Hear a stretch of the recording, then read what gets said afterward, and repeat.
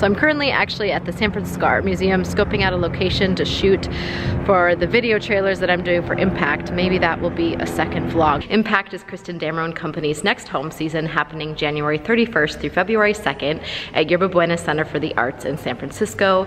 The piece is inspired by brutalist architecture and the egalitarian philosophy behind why the buildings were built, bringing communities together. So for week 10, I actually want to talk about the costumes. Rita Parks is a really good friend of mine. She's also a very creative person. She does some costume design and textile work. She did a project for me, oh gosh, way back when I did a piece for the Dirt Festival at Dance Mission Theater.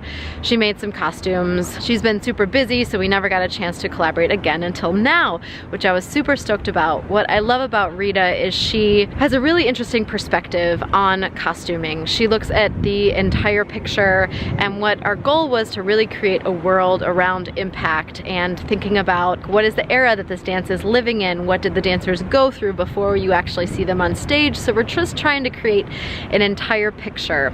So I met with Rita. I'll probably bounce into some footage here from some of our first design meetings. I'm more interested in the structural aspect of that inspiration. You kind of gave me the background of brutalism architecture, and then dystopian kind of came in. How would you describe dystopian from a costume? Apocalyptic, I guess.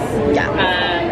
And it's hard for me to separate that look from Burning Man. I don't want Burning Man. No, I'm glad. No. And I don't want Burning Man either. No. But unfortunately, like that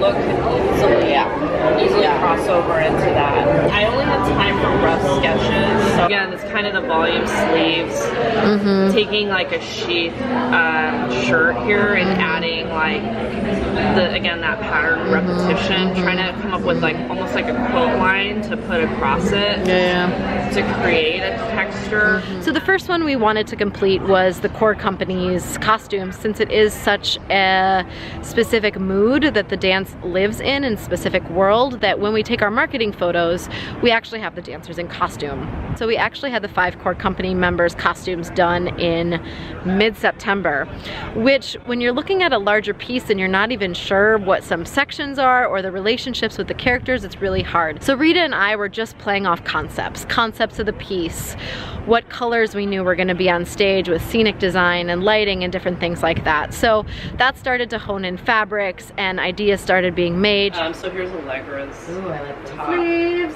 Isn't that cute? I love the sleeves.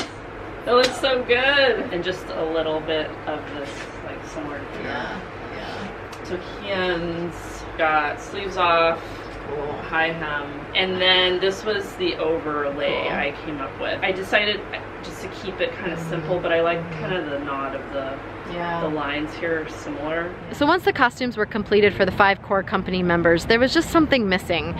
They looked too clean, they looked too polished, and if we're looking at the characters in the work, they had been through a lot. So this was like one of the scariest things, but we decided to distress the costume. So what that means is Rick and I, who you saw Rick possibly in 2 vlogs ago, he helps with my media and he's also my man. We did some YouTube digging and decided that we were going to paint and we were also going to start to rip the costumes.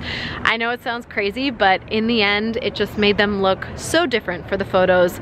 We're gonna probably do more for the piece. It just gives it a real life feel. You know, if you come into a piece and the dance is like super polished and clean, but that's not the world the dancers are living in, it doesn't make sense. So we really wanted to stay true to kind of the storyline, and that needed to read into the costumes as well. She has good seams already. Yeah.